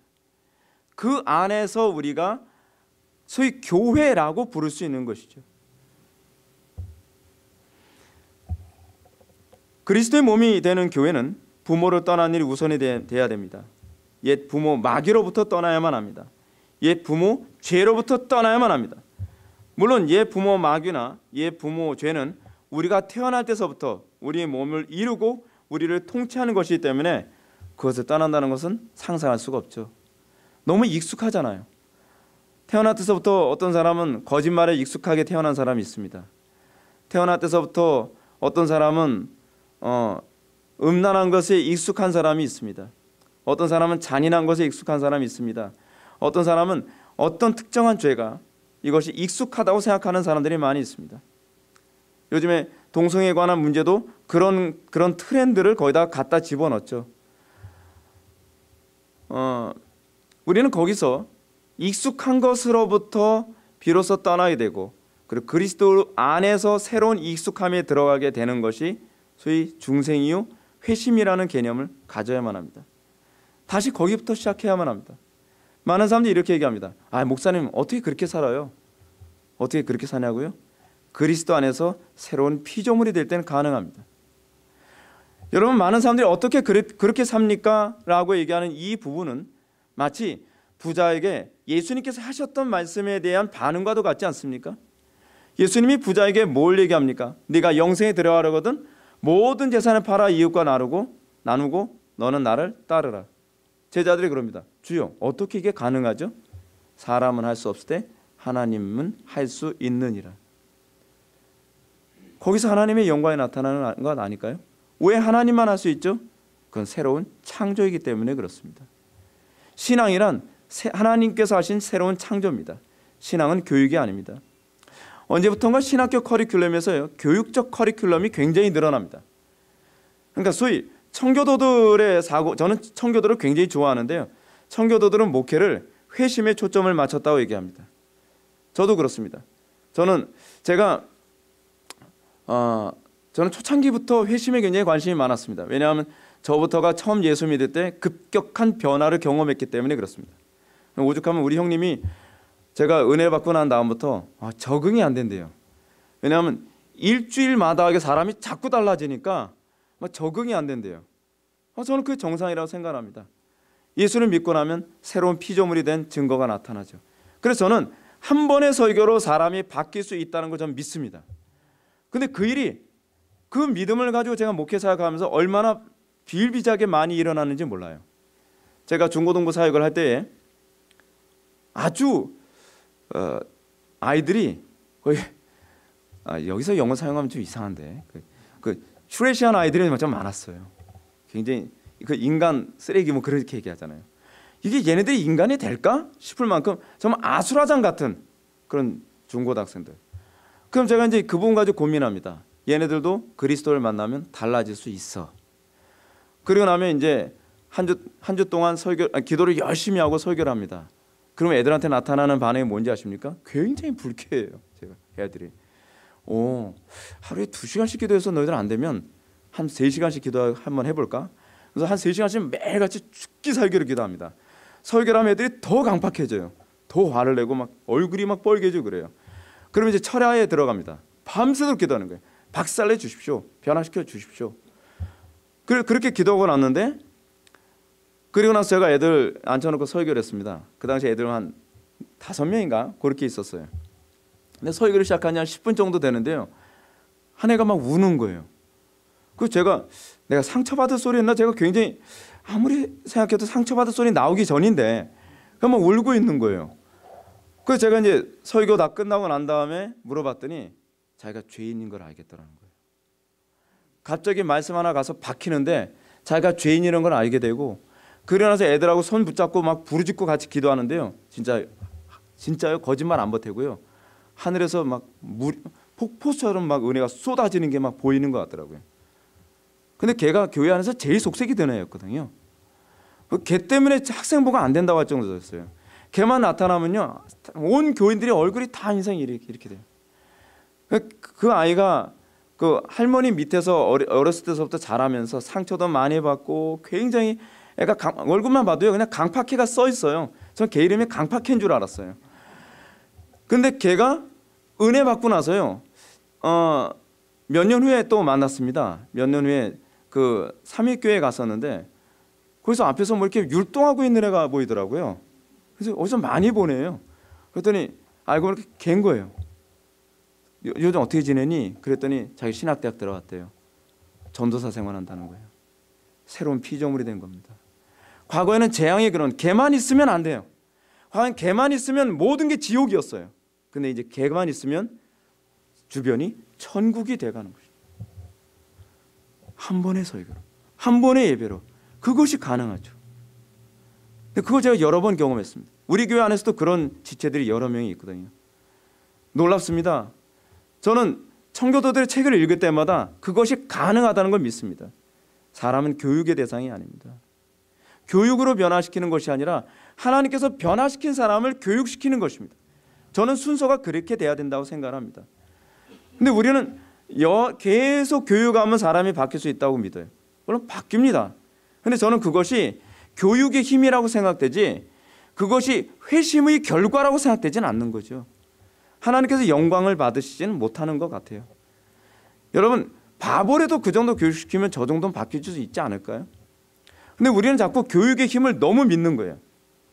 너무 자꾸 지성주의에 너무 익숙해져 있는 거죠. 근데 청교도들은 그렇지 않았어요. 우리의 신앙의 선배들은 그렇지 않았습니다. 그들은 회심교리에 대해서 이해하고 있는 사람이 아니라 믿는 사람들이었습니다. 그들은 한 번의 설교로 말씀이 저 강팍한 영혼을 새로운 피조물로 만들 수 있다고 믿었던 것입니다. 오늘날 저는 한국교회가 그 청교도들의 그 믿음을 다시 회복해야 된다고 생각을 합니다. 신학교에서도요, 설교가 사람들을 회심시키는 것에 있다고 생각을 해야 된다고 생각합니다. 제가 마음 놓고 설교합니다. 그 목사님께서 12시 이전에 갈 생각 하시려면 미리 가시라 해서 제가 이렇게 화끈하게 말씀하시는 목사님 또 처음 봤어요. 그렇습니다. 한 사람이 너무도 익숙한 부모의 곁을 떠나려면 굉장히 아프죠. 굉장히 아픕니다. 설교가 하는 일이 그겁니다. 하나님의 말씀은 좌우의 날선 검과 같죠. 찔러 쪼개고 끊어내고 너무 괴롭죠. 너무 고통스럽죠. 그 회심하기 이전에 사람들 굉장히 힘들어합니다. 굉장히 기분 나빠합니다. 어떤 청년은 이런 청년이 있더라고요. 제 설교를 듣다가 뭐 저런 설교를 들어. 그래서 벌떡 일어나서 나가고 싶었는데 갑자기 자기가 죄인이라는 걸 알겠더라는 거예요. 그 청년이 막 헌신하기 시작을 해요. 그만큼 괴로운 거거든요. 듣기 싫을 만큼 괴로운 거거든요. 미칠 것처럼 괴로운 거거든요. 그러니까 여러분, 스데반의 설교를 듣고 사람들이 어떻게 합니까? 박수 쳐줍니까? 좋은 설교 들었다고 얘기합니까? 아니죠. 돌로 때려 죽이는 거죠. 그래서 저는 그런 생각을 합니다. 여러분들 표정을 보니까 돌로 때려 죽일 사람 없어 보일 것 같은데, 저는 설교할 때 그런 생각을 해요. 오늘 설교가 나에게 마지막 설교일지도 모른다라는 생각을 가지고 노골적으로 설교를 해요. 왜냐하면 웬만해서는 회심 안 하거든요. 사람들이 너무 강팍해서요. 특히 요즘 사람들은 더 그렇습니다. 그렇습니다. 성경은 이걸 회개라고 얘기합니다. 회개는요, 옛적 삶의 터전을 완전히 떠나서 새로운 삶의 터전으로 들어가는 것입니다. 회개는 옛적 부모의 품을 떠나서 새로운 몸의 품으로 들어가는 것입니다. 회개는 옛 부모의 몸을 떠나서 새로운 몸과 연합하는 것입니다. 회개는 옛 부모의 통치를 떠나서 새로운 가정, 새로운 신랑의 통치 속으로 들어가는 것입니다. 이 과정을 통해서 교회가 형성되는 것이 지극히 정상적이죠. 어떻게 이런 일이 가능하냐고요? 간단합니다. 사랑하면 됩니다. 사랑하면 됩니다. 사랑하는 것이 바로 주의 이름을 부르는 것입니다. 그리고 그 안에서 거룩해지는 것입니다. 우리는 예수 믿는다는 것이 무엇입니까? 라고 하는 이 질문에 대해서 굉장히 당혹스럽게 생각합니다. 저는 예수 믿는다는 것이 무엇입니까? 라는 이 질문에 이렇게 얘기하고 싶습니다. 이 세상 그 무엇보다 그리스도를 사랑하게 되는 것입니다. 우리가 언제 부모의 곁을 떠나겠다고 결정하게 되죠? 부모의 곁을 떠난다는 건 공포거든요. 두려운 것입니다. 익숙한 것으로부터 떠나는 건데 얼마나 두렵습니까? 사랑할 때 그런 거거든요. 우리는 사랑하면 어떻게 되죠? 눈이 뒤집히죠. 그래서 부모의 곁을 떠나는 것을 두려워하지 않죠. 우리가 예수를 믿을 때 그렇게 되지 않습니까? 익숙한 것으로부터 떠나는 것을 두려워하지 않게 됩니다. 왜요? 그리스도를 비로소 사랑하게 됐기 때문에 그렇습니다. 요즘에 제가 우리 교회 성도들에게 그런 얘기합니다. 신앙이 뭐냐? 그리스도를 마음을 다하고 뜻을 다하고 목숨을 다하고 힘을 다하고 지혜를 다해서 사랑하는 것이다. 대충 사랑하는 거 아니다. 사랑하려면 제대로 사랑해라. 우리는 예수 사랑해요 뭐 그런 찬양도 많이 하지만 사랑이라는 그 단어를 과연 어떻게 이해하고 있고, 그리고 우리가 정말 그리스도를 사랑한다는 것이 마치 예수님께서 베드로에게 말씀하신 것처럼 저들보다 나를 더 사랑하냐? 우리는 그리스도를 절대적으로 사랑했을 때라야만 옛 부모로부터 떠날 수 있는 거거든요. 근데요, 저는 세상도 좋고요, 그리스도도 좋아해요. 하나님과 재물을 겸하여 섬길 수 없죠. 하나님과 세상을 겸하여 섬길 수 없죠. 그리스도와 벨리알이 우리가 공존할 수 없잖아요. 근데 우리는 그것이 가능하다는 식으로 얘기해요. 아니죠. 한쪽을 더 사랑하면 한쪽은 가치없이 취급해야죠. 그것이 신앙이죠. 그런데 문제는 무엇입니까? 오늘날 교회라고 불리는 사람들에게 이 과정이 생략돼 버리고 말았습니다. 오늘날 대부분의 기독교인들은 회개 없는 구원에 너무 익숙합니다. 그리스도를 사랑하지 않아도 천국 갈 수 있다고 생각합니다. 많은 사람들이 천국 가는 이유를 뭐라 그러죠? 거기 가면 막 너무 행복하고, 그래서 제가 풍자로 이렇게 얘기합니다. 천국에 가면 환타가 흐르고 뭐 과자집이 있고 꿈도 꾸지 마세요. 천국은 그런 곳이 아닙니다. 천국은 그리스도가 있기 때문에 가고 싶은 곳입니다. 우리가 그리스도를 사랑하기 때문에 우리는 천국을 사모하는 것이지, 그리스도 주변의 그 혜택 때문에 천국을 사모한다면 가짜죠. 우리는 그리스도를 사랑하지 않으면서도 예수쟁이가 될 수 있다고 생각하는 이상한 가르침을 많이 받으면서 우리는 성장한 사람들이 많습니다. 그러니까 옛적 삶을 청산하지 않은 구원을 당연하다고 생각하는 거죠. 세상을 사랑해도 구원은 받을 수 있다고 생각하는 거죠. 왜냐하면 구원은 믿음으로 받는 것이지 행위로 받는 건 아니라고 들어왔기 때문에 그렇습니다. 맞는 얘기죠. 구원은 행위로 받는 거 아니죠. 믿음으로 받는 거죠. 예. 교회를 이루는 근거는 믿음이지 행위가 아니라는 점에 대해서 저도 동의합니다. 이 시점에서 저는 믿음과 교회의 관계를 좀 설명하고 싶습니다. 믿음은 분명히 교회를 이루는 가장 중요한 근거입니다. 교회를 이루는 근거 속에 행위는 결코 한 조각도 들어갈 여지가 없습니다. 우리는 분명히 믿음으로 이렇게 되며 믿음으로 거듭나고 믿음으로 그리스도와 한 몸을 이루게 됩니다. 그러나 이 믿음이 행위와 어떤 중요한 관계가 있다는 것을 알아야만 합니다.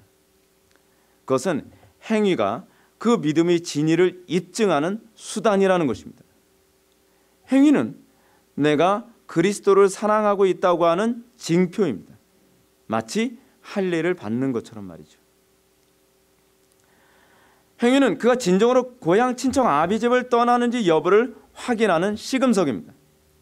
마치 바울이 갈라디아 교회를 향해서 할례는 마음에 하고 육신에 하지 말아야 한다고 가르친 후에 마지막에는 이렇게 얘기하죠.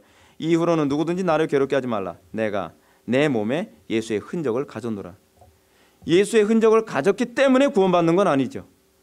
그러나 내 마음에 할례가 있으면 나에게 예수의 흔적, 즉 십자가의 흔적이 나의 삶 속에 남아 있을 수밖에 없다는 겁니다. 근데 우리는 교리를 엉터리로 적용을 해서 행위 없어도 구원받을 수 있죠.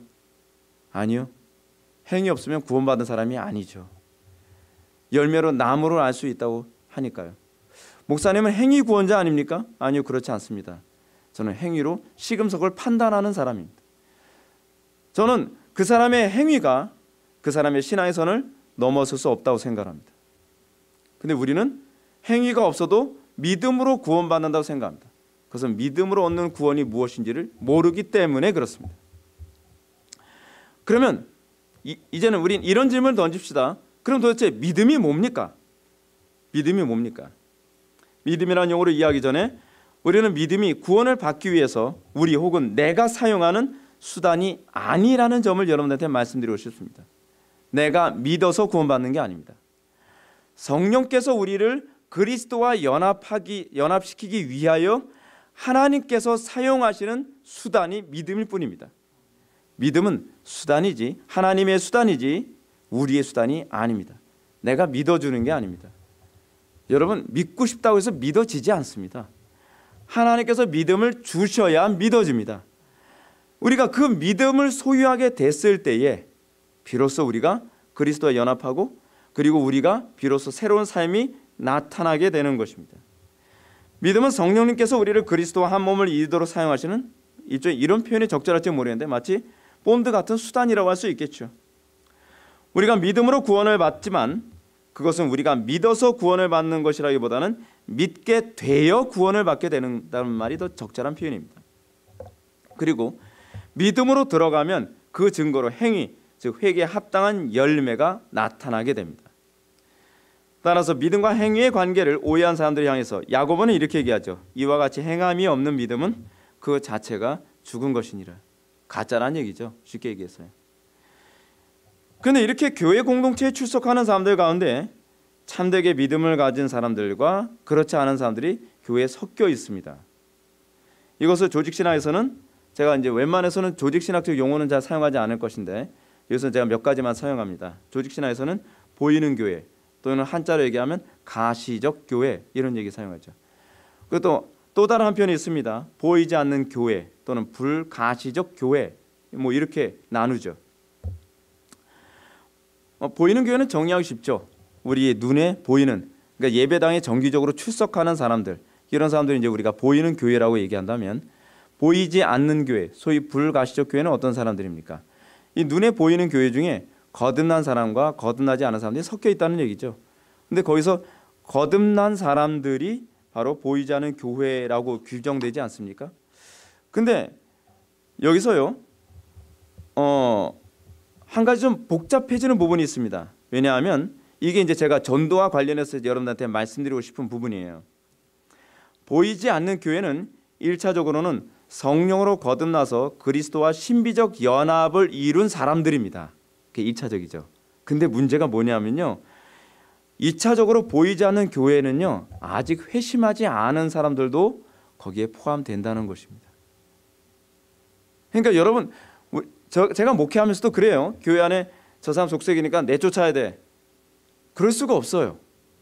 왜냐하면 그 사람이 보이지 않는 앞으로 회심하게 될 그 한 사람이 될 수도 있기 때문이죠. 그러니까 우리는 이런 부분을 봤을 때 우리는 이런 생각을 합니다. 너무 이 보이는 교회에만 우리가 집중을 하게 되면 어떤 문제가 발생하냐면 전도지상적인 교회가 돼버려요. 어쨌든 더 많은 사람들이 예배당에 채우면 하나님께서 기뻐하실 것이다. 또 보이지 않는 교회에만 집중하게 되면요, 자기네들이 개토를 형성해요. 개토를 형성해서 믿음 없는 사람은 다 내쫓아야 돼. 믿음 있는 사람만 있어야 돼. 그러면서 교회가 굉장히 살벌한 그런 모습이 나타나기도 합니다. 신앙은 이 중간에 위치해야 되죠. 그 도대체 이걸 어떻게 해결할 수 있을까요? 우린 전도해야 되잖아요. 때를 얻든지 못 얻든지 우린 전도해야 되잖아요. 그리고 교회 안에 들어온 사람들이 또 저는 개인적으로 그래요. 저는 목회를 뭐라고 생각하냐면 하나님께서 저에게 맡겨주신 양무리를 지켜내는 것, 그리고 그들을 양육하고 그리스도께서 원하시는 자들로 목양하는 것이 목회라고 생각하거든요. 그래서 저는 무조건 쓸어 모으는 것이 목회라고 생각하지 않습니다. 하나님께서 보내주신 사람들을 한 명씩 한 명씩 정확하게 양육해 내가는 것이라고 생각해요. 근데 이걸 어떻게 해야 되냐는 거죠. 어떻게 해야 되냐. 우리는 이걸 어떻게 답을 찾아야 되느냐. 이것을 우리의 신앙의 선배들이 잘 정리를 해놨습니다. 바로 신앙 고백입니다. 저는 신앙 고백을 굉장히 중요시 여깁니다. 신앙 고백서를 가르치는 거죠. 개혁자들은 참 교회의 표지를 회복하려면 우리가 믿는 대상이 누군지, 또 우리가 믿는 믿음의 내용이 무엇인지를 분명히 해야 된다라고 얘기합니다. 그러니까 전도를 하면서 아무나, 예를 들어서 한국에는 뭐 전도하기 위해서 별거 다 사용하거든요. 우리 교회 뭐 드라이를 준다는 등, 그죠? 어느 교회야? 나 드라이 없는데 뭐 드라이 준다 그러죠. 뭐 어느 교회 가야 되면은 무슨 뭐 선물 세트 준비한다, 뭐 준다 그러죠. 또 전도 많이 한 사람한테 뭐 냉장고, 에어컨 준다 그러죠. 근데 그게 아니거든요. 무슨 현상범 수배하는 것도 아니고 말이에요. 사람들 긁고 모으면 된다고 생각하는 거, 이건 심각한 문제가 있는 거거든요. 사람들이 들어올 때는요, 우리는 때를 얻든지 못 얻든지 복음을 증거해야죠. 그리고 그 사람들이 들어온다고 했을 때 스톱, 잠깐만 기다려 보십시오. 그래서 신앙 고백을 가르치고 동의합니까? 동의 못하는데 그럼 들어오지 마세요. 그거로 걸러내는 작업이 있어야 되는 거예요. 그리고 이미 들어온 사람들도 그 신앙 고백 안에서 끊임없이 신앙 고백에 일치하는 삶을 살아가도록 어떻게 해요? 양육되어지고 훈련되어져야 돼요. 그 어떤 훈련의 도장이 되어져야죠. 저는 신앙 고백을 굉장히 중요시 여깁니다. 근데 그것이 우리의 신앙의 선배들이 했던 그런 태도예요. 우리 개혁자들은 신앙 고백서를 근거로 해서 참 믿음과 거짓 믿음을 구분했습니다. 이렇게 개혁자들은 타락한 교회를 정화해 나갔습니다. 이런 교회의 모습과 관련해서 조직신학에서는 또 교회를 두 가지로 나눕니다. 하나는 지상에서 전투하는 교회, 그리고 하나는 하늘에서의 승리한 교회라고 하는 두 가지 개념으로 나눕니다. 이 세상의 참교회는 신앙 고백을 지키고 거룩을 지키기 위해 개혁자들처럼 전투하는 교회로 살 수밖에 없습니다. 근데 우리는 오늘날 그런 비장함이 없죠. 그렇죠? 내 믿음을 지켜내기 위한 비장함, 전투하는 게 뭘 전투해? 저는 제 학교 다니면서 제가 매번 느끼는 게, 아니 학교에서 배웠으면 배운 대로 교회가 이루어져야 될 게 아니에요. 근데 문제는 뭐냐면 전투하는 교회라는데 무슨 군복 입고 전투하는 것도 아니고 교회 안에 전투하는 교회라는 이미지를 찾아볼 수가 없어요. 잘못된 거죠. 조직신학 책이 잘못됐든지 교과서가 잘못됐든지 우리가 목회를 잘못하고 있든지 둘 중에 하나죠. 우리가 거룩을 지켜내고 또 거룩을 확산해내기 위한 이 처절한 전투가 있어야죠. 여러분, 우리나라 지금 한국 사회의 문제가 뭔지 아십니까? 그건요, 저는 정치적인 문제라고 보지 않아요. 사회적인 문제라고 보지도 않아요. 저는 시스템의 문제라고 보지 않아요. 기독교인들이 거룩을 지켜내기 위한 처절한 전쟁을 안 하고 있다는 게 문제예요. 자기 삶의 현장에서 그들이 해야 될 거룩하고 경건한 전쟁에 몸을 자꾸 사리는 거예요. 사리는 거예요. 최근에 우리 종친회에서 이런 일이 있었습니다. 제가 4대째 예수 믿거든요. 그래서 저희 종친회 모임을 가면요, 참 재밌는 게 대부분 종친회 모임하게 되면 제사를 지내잖아요. 근데 저희 김씨 종친회 딱 모이면 예배를 합니다. 그래서 장로님이 사회 보시고, 그리고 목사님이 나와서 설교하시고, 또 다른 목사님이 또 축도하시고, 뭐 그렇게 아주 그냥 화기애애한 분위기예요. 근데 이제 세월이 지나면서 연세 드시니까 그 목사님들이 한 분씩 한 분씩 다 돌아가셨어요. 그래서 애석하게도 저희 김씨 집안에서는 목사가 저밖에 안 남았습니다. 근데 제가 너무 바쁘니까 종친회에 참석할 수가 없어요. 종친회가 주로 이제 수요일 날 할 때도 많고 뭐 그래가지고 제가 참석을 못 합니다. 근데 작년에 이런 일이 벌어졌다는 거예요. 종친회 모임을 갔더니 목사님이 안 계시니까 거기 종친회에서 대표되는 분이 그러더라는 거죠. 우리 종신의 모임에 이제껏 예배를 하고 뭐 기도하고 그랬는데 이제 목사님도 안 계시니까 우리 동쪽을 향해서 묵념합시다 그러더라는 거예요. 그 소문 들으니까 화가 나잖아요. 왜 화가 나는지 아십니까? 거기에 기독교인이요 3분의 2거든요. 뭐 하는 거예요? 거기서 발언 하나 못 합니까? 저라도 대표기도 하겠습니다. 그러면 안 되는 건가요? 근데 오늘날 기독교인들의 문제가 거기에 있다는 거예요. 거기에. 기독교인들이 자기가 있는 장소에서 부패와 싸우지 않고 거짓과 싸우지 않고 불의와 싸우지 않는, 직장에서도 그렇고요. 교회에서도 그렇고. 근데 자기 이해 득실에 관계된 문제에서는 핏대를 올리면서 싸우죠. 장독대 옮기는 문제. 그런 것 가지고 싸우지 말고 본질적인 문제 가지고 싸우란 말이에요. 하나님의 영광이 짓밟히고 있는 영역에서는 모르는 척하는 거죠. 자기는 기독교인 아닌 것처럼 말이죠. 그러니까 나라가 이 모양 이 꼴 되는 것이고 사회가 이 모양 이 꼴 되는 것이고 교회가 이 모양 이 꼴 되는 것이죠. 저는요 사도 바울이 이 말을 한 것이 굉장히 와닿습니다. 바울은 교회가 치열한 전투를 하는 이 전투하는 교회에서 승리하는 교회로 가는 바울의 이 표현이 우리에게 정말 도전을 줘야 된다고 생각합니다. 디모데후서 4장 7절부터 8절에서 바울은 이렇게 얘기합니다. 나는 선한 싸움을 싸우고 나의 달려갈 길을 마치고 믿음을 지켰으니 이제부로는 나를 위하여 의의 면류관이 예비되었으므로 주 곧 의로우신 재판장이 그날에 내게 주실 것이며 내게만 아니라 주의 나타나심을 사모하는 모든 자에게도니라. 바울이 뭐라고 얘기합니까? 난 선한 싸움 싸우고 달려갈 길 마쳤다. 그의 삶은 일평생 싸움이었습니다. 그의 삶은 일평생 소위 투쟁이었습니다. 무슨 투쟁이죠? 세상적 투쟁인가요? 돈 벌기 위한 투쟁인가요? 아니죠. 하나님의 영광을 나타내기 위한, 진리를 지켜내기 위한 이 처절한 투쟁이 이제는 막바지에 다다랐다. 그럼 바울이 뭐라 얘기합니까? 내가 이제 관제로 드려질 때가 됐다. 제사의 마무리 아닙니까? 관제가요. 자기의 삶 자체가 제물로 드려지는 제사의 삶이었다는 것을 얘기하는 거죠. 제가 그 부분을 읽을 때 이런 생각을 합니다. 나도 저렇게 살 수 있을까? 나도 세상 떠날 때 나 관제로 드려지는 제물이라는 그 고백하면서 세상 떠날 수 있을까? 두렵습니다. 사실요. 근데 그렇게 살 수 있었으면 좋겠어요. 사랑하는 성도 여러분, 저는 여러분에게 여러분이 오늘 설교가 어디에 초점이 맞춰졌는지를 다시 한번 기억하시길 바랍니다. 저는 여러분들에게 교회가 무엇인가에 대한 대답으로 교회는 그리스도와 한 몸을 이룬 존재라는 점을 말씀드리고 있습니다.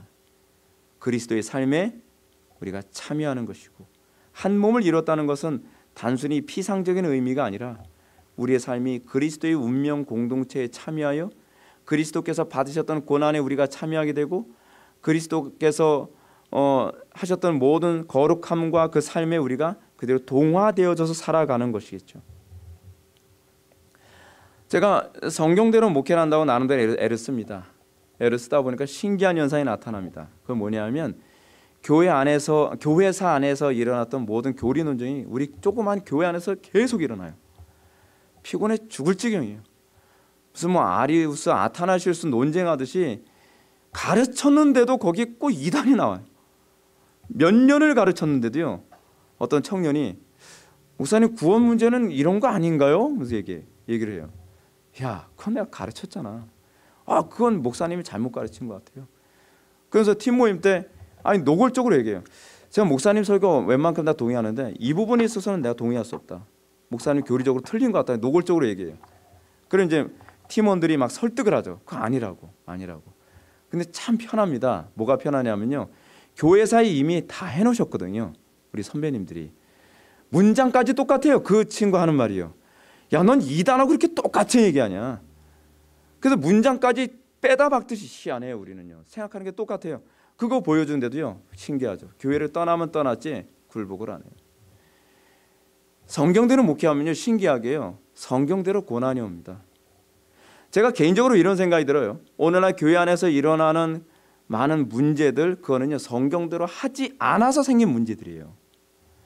교인들끼리 치고받고 싸우고 별 이상한 일 많이 생기잖아요. 근데 그건요, 교회 안에서 성경대로 해서 나타나는 문제가 아니라 비성경적으로 해서 우리들의 욕심 때문에 세상에서 일어나는 싸움박질이 교회 안에서 일어나고 있다는 것은 우리의 수치죠.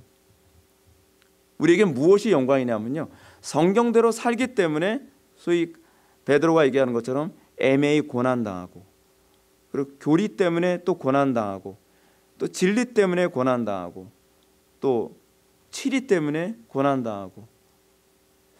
우리 지체들이 2018년인가요? 작년이군요. 2017년이 칼빈 그 탄생 500주년 됐다고 저도 모르게 동영상을 하나 만들었습니다. 한 10분짜리 동영상을 열심히 만들었어요. 왜 저도 모르겠냐면 저를 놀래주려고 했는데 이미 사전에 정보가 다 나가는 바람에 놀랄 기회가 없었어요. 근데 그 청년들이 뭘 만들었냐면 칼빈이 살인마라고 하는 것을 변증하기 위한 동영상을 만들었습니다. 칼빈이 살인마가 아니라는 걸요. 근데 그 청년들이 칼빈에 관한 자료를 막 찾고 그러면서 이 동영상을 만드는데 이런 얘기 하더라고요. 목사님, 우리 놀라운 거 발견했습니다 라고 해요. 뭔데? 그때 하는 얘기가 그거예요. 칼빈이요, 교회에서 치료를 하기 위해서 얼마나 힘들었는지 그 자료가 남아있더라고요. 그러더라고요. 그래서 어느 정도였는데? 라고 했더니 어떤 사람을 치료를 하니까 그 사람이 하루는 칼을 들고서 칼빈에게 와서 죽이겠다고 얘기까지 했다는 거예요. 그러니까 칼빈이 치료는 해야 되겠고, 그리고 뒤로 물러설 수는 없고, 그래서 내려와서 그 사람한테 가슴에다 칼을 들이대면서 그랬다는 거예요. 내가 절대로 타협할 수 없다. 죽일 테면 죽여라. 여러분, 우리의 신앙의 선배들이 소위 권징이라고 하는 것, 칠이라고 하는 것 쉽게 한 거 아닙니다. 종교개혁 당시에 그들은 그때는 가능했겠지. 아니요. 그때나 지금이나 치료는 만만치 않습니다. 성경대로 목회를 하게 되면요, 똑같은 일이 얼마나 많이 벌어지는지 모릅니다. 저희 교회에서도 치료를 하는 것 때문에 제 머리가 거의 반백발이 되고 말았습니다. 너무 힘들어요. 그리고 치료를 한다는 것이 너무 괴로워요. 치료를 즐길 수가 없거든요. 그런데 이것이 성경의 가르침이기 때문에, 이것이 교회를 지켜내는 일이기 때문에, 이것이 하나님이 기뻐하시는 일이기 때문에 원수를 만들어가면서도 하는 거예요. 근데 그것이 우리의 신앙의 선배들이 또 예수님이 걸어가셨던 길이죠. 자, 이제 결론에 가까운 부분 한번 보실까요? 그러면 교회는 어떻게 이런 싸움을 시작하게 되고 이 싸움을 계속 지속하게 되는 것이겠습니까? 33절 말씀은 제발 큰 소리로 다 같이 읽어주시기 바랍니다. 다 같이 읽겠습니다. 시작.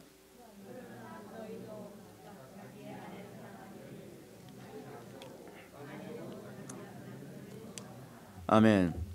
자, 이제 결혼 예식을 이제 예식사를 시작하겠습니다. 이거 결혼 예식 때 주로 많이 나오는 그 성경 구절 아닙니까? 근데 이 부분이 교회론과 관련해서 볼 때는요, 얼마나 은혜가 되는지 모릅니다. 교회가 한 몸을 이루고 한 몸됨을 유지하기 위한 싸움의 이면에는 사랑과 존경이 내포되어 있다는 것입니다. 교회를 이루는 가장 중요한 원리는 바로 사랑과 존경입니다. 이것은 일종의 언약신학적 관점이 내포되어 있습니다. 따라서 남편에게 사랑을 명령한 것은 우리의 신랑 되신 그리스도께서 그의 백성들을 생명 다해 사랑했던 것을 우리들에게 떠올리게 합니다. 그리고 교회가 존경해야 된다는 명령은 구약의 이스라엘 백성들이 여호와 하나님을 경외했던 점을 우리들에게 다시 명시해주고 있습니다. 따라서 오늘 본문의 존경으로 번역된 헬라어 이 포베타이는 개역 성경에서 경외로 번역했는데, 지금 개역 성경을 보시나요? 개역 개정을 보시나요? 개역 개정을 보시죠. 과거에 개역 성경에는 경외로 번역했거든요. 더 적절한 번역입니다. 이 부분은 포베타이는 경외로 번역하는 것이 옳습니다. 왜냐하면 구약을 염두에 두고 이 헬라어를 사용했기 때문에 그렇습니다. 그러니까 간혹가다 사람들이 헬라어를 많이 알면 성경을 잘 번역할 수 있다고 생각하는데 결코 그렇지 않습니다. 어떤 번역을 어떤 단어로 사용해야 될지는 구약적인 지식이 있을 때 더 정확하게 번역을 할 수 있거든요. 그래서 여기서는 존경이라고 번역하면 안 돼요. 왜냐하면 구약의 경외라고 하는 것과 관련해서 이 단어를 사용했기 때문에 이 포베타이라고 하는 헬라어는 경외라고 번역하는 것이 더 적절한 번역인 것이죠. 이런 사실은 이미 근데 여기서 교회에게 요구되는 이 경외란 과연 무엇을 의미하는가? 그 마음 중심부터 우러나오는 헌신적인 복종의 마음이라고 볼 수 있습니다. 이런 사실은 이미 22절에 잘 나타나 있죠. 아내들이여 자기 남편에게 복종하기를 주께 하듯 하라. 이게 이제 짝을 이뤄서 경외를 설명해 주는 표현이기도 합니다. 이 경외심은 하나님의 명령 앞에서 조금도 가감하지 않고 순종하는 신중한 태도를 말합니다. 이런 태도를 신명기 4장 2절에서는 내가 너에게 명령하는 말을 너희는 가감하지 말고 내가 너에게 내리는 너희 하나님 여호와의 명령을 지키라고 하신 말씀과 요한계시록에서 내가 이 두루마리의 예언의 말씀을 듣는 모든 사람에게 증언하노니 만일 누구든지 이것들 외에 더하면 하나님이 이 두루마리에 기록된 재앙들을 그에게 더할 것이요 만일 누구든지 이 두루마리의 예언의 말씀에서 제하여 버리면 하나님이 이 두루마리에 기록된 생명나무와 및 거룩한 성의 참여함을 제하여 버리시리라 라고 하는 이 표현과 잘 연결되어 있습니다. 이제 결론 들어가 있습니다. 우리 오늘 교회란 무엇인가를 살펴봤습니다. 이 문제는 단순한 문제가 아닙니다. 이 문제는 반드시 정확하게 짚고 넘어가며 숙지해야 될 부분입니다. 그럼 교회란 무엇이라고 했습니까? 교회란 구원받은 성도들의 모임이라고 했습니다. 루터는 뭐라고 얘기했죠? 목자의 음성을 듣는 양의 무리라고 했습니다. 칼빈은 신자들의 어머니라고도 했습니다. 그러한 교회에 대한 정의는 한 가지 근본적인 맥락을 같이 하고 있습니다. 그것은 교회가 그리스도와 연합된 사람들의 모임이라는 것입니다. 그러므로 교회는 그리스도의 영광을 나타내며 이 땅에서 그리스도의 영광 위에 끊임없이 훈련되고 양육되어지며 싸우는 존재입니다. 이것이 교회입니다. 교회를 이런 식으로 가르치는 것을 어떤 사람은 너무 과격한 인식이 아니겠느냐라고 반박을 할 사람이 있을지도 모르겠습니다. 그러나 구약과 신약에서 가르치는 하나님의 백성으로서의 교회는 죄와 싸우고 거짓과 싸우고 불의와 싸우는 존재로 가르쳐주고 있습니다. 그래서 조직신학은 교회를 전투하는 교회와 승리한 교회로 정의하기도 했습니다. 교회는 이 싸움의 연속 선상에 놓여 있어야만 합니다. 만약 교회가 이 싸움을 멈추고 사사시대 이스라엘 백성들처럼 세상과 적당히 화평의 언약을 맺으면 그때부터 타락하기 시작합니다. 하나님의 징계가 시작되어집니다. 그리고 온 세상이 어둠으로 뒤덮여지게 됩니다. 왜냐하면 소금이 그 맛을 잃으면 무엇으로 짜게 할 것이며 교회가 그 빛을 잃으면 무엇으로 어둠을 밝히겠습니까? 그 문제입니다. 세상은 끊임없이 우리를 그리스도의 사랑에서 갈라놓으려고 합니다. 그 갈라놓으려는 방법으로 유혹과 핍박을 사용합니다. 그러므로 교회는 끊임없이 전투하는 교회로 살 수밖에 없습니다. 그러므로 사도 바울은 자신의 인생을 정리하면서 다음과 같이 고백했던 것입니다. 나는 선한 싸움 다 싸우고 달려갈 길을 마치고 믿음을 지켰으니 이제후로는 나를 위하여 의의 면류관이 예비되었으므로 주 곧 의로우신 재판장이 그날에 내게 주실 것이며 내게만 아니라 주의 나타나심을 사모하는 모든 자들에게도다. 아멘. 다 같이 기도하시겠습니다. 사랑이 많으신 하나님 아버지, 우리가 오늘 이 시간 교회란 무엇인가에 관해서 같이 묵상해 보았습니다. 주님께서 세우신 이 에덴 장로교회 주님 기억하여 주시사 이 교회를 통해서 교회의 정체성이 미국 전역에 있는 수많은 교회들에게 다시 확산되어지기를 원합니다. 주님께서 세우신 귀한 교회인 줄 믿습니다. 주님께서 담임 목사님에게 성령의 능력과 영감으로 옷 입혀주시고 모든 성도들이 그리스도를 머리로 하여 한마음 한뜻이 되어 하나님의 영광을 드러내는데 선한 싸움을 싸울 줄 아는 그런 그리스도인들 되게 하여 주옵소서. 오늘 배운 말씀을 잊지 않게 하여 주시고 묵상케 하여 주시며 열매 맺게 하여 주옵소서. 예수님의 거룩하신 이름으로 기도올리옵나이다. 아멘.